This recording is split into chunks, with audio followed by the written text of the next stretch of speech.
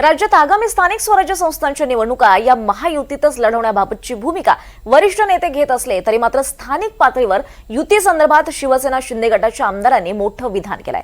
राज्यात अनेक ठिकाणी स्वबळावरच निवडणुका होणार असल्याचं शिवसेना शिंदे गटाचे आमदार किशोर पाटील यांनी म्हटलंय।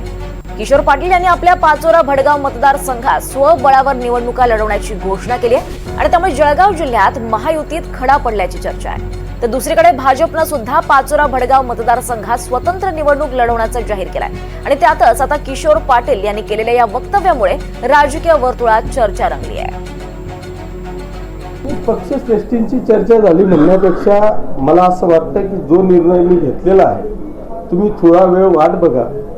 माझ्या निर्णयाशी दोघी पक्ष सहमत होतील, मग भाजप असो का शिवसेना असो किंवा अजितदादांची राष्ट्रवादी असो, हे सगळेच पक्ष माझ्या विचारांशी सहमत होतील। खूप कमी ठिकाणी युती आपल्याला पाहायला मिळतील।